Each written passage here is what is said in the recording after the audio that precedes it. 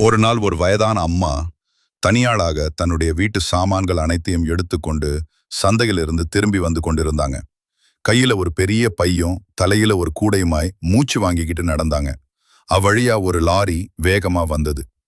அந்த லாரி ஓட்டுநர் அம்மாவை பரிதாபமா பார்த்து, "அம்மா ஏறிக்கிங்க, நான் உங்களை கொண்டு போய் சேர்க்கிறேன்" என்றார். அம்மா சந்தோஷமாய் லாரியில ஏறிக்கிட்டாங்க. சிறிது தூரம் போன பின் ஓட்டுநர் கண்ணாடியில பார்த்தார்.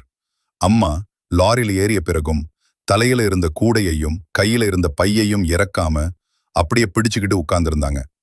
ஓட்டுநர் சிரிச்சுக்கிட்டே, "அம்மா, லாரி தான் எல்லா சுமைகளையும் தாங்கிக் கொள்ளுதே, அப்புறம் ஏன் நீங்க இன்னும் அதை பிடிச்சுக்கிட்டு இருக்கீங்க? இறக்கி வையுங்க" என்றார். அன்பானவர்களே, இது கேட்பதற்கு சற்று வேடிக்கையாக தோன்றலாம். ஆனால் நமது நிஜ வாழ்க்கையில் நாம் எத்தனை முறை இதே போன்ற சூழ்நிலைகளை எதிர்கொள்கிறோம். நம்முடைய கவலைகள், பாரங்கள், எதிர்காலத்தை பற்றிய நிச்சயமற்ற தன்மைகள், இவை அனைத்தையும் நாம் இறைவனிடத்தில் சமர்ப்பிக்கிறோம், ஜெபிக்கிறோம். ஆனால் நமது இருதயத்தில் அந்த பாரங்களை நாமே பற்றி கொண்டிருக்கிறோம். அவற்றை முழுமையாக அவரிடத்தில் இறக்கி வைக்க மறந்து விடுகிறோம். வேதாகமத்தில் ஆண்டவராகிய இயேசு கிறிஸ்து நமக்கு ஒரு மகத்தான அழைப்பை கொடுக்கிறார். அவர் கம்ஃபர்ட்டிங், வருத்தப்பட்டு பாரஞ்சுமக்கிறவர்களே, நீங்கள் எல்லாரும் என்னிடத்தில் வாருங்கள், நான் உங்களுக்கு இளைப்பாறுதல் தருவேன் என்று மத்தேயு 11:28 அருளுகிறார்.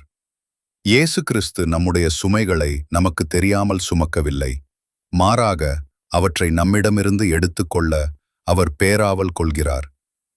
இஸ்ரவேல் ஜனங்கள் வனாந்திரத்தில் பயணம் செய்தபோது தேவன் அவர்களுக்கு ஆகாரத்தையும் தண்ணீரையும் அளித்து அவர்களை வழிநடத்தினார்.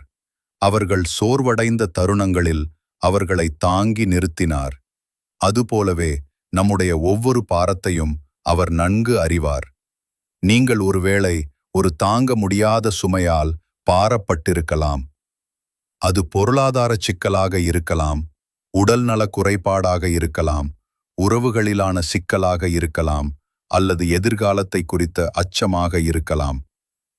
நீங்கள் செய்ய வேண்டியது மிகவும் எளிமையானது. உங்கள் பாரத்தை இயேசுவின் பாதத்தில் வைத்து விடுங்கள். லாரியில் ஏறிக்கொண்டும் சுமையை தலையில் வைத்திருப்பது போலல்லாமல் அதை முழுவதுமாக இயேசுவிடம் ஒப்புவித்து விடுங்கள். அவர் அதை ஏற்றுக்கொள்வார். அவர் அதை உங்களுக்காக சுமப்பார். அவர் உங்களுக்கு உண்மையான இளைப்பாறுதல் அளிப்பார்.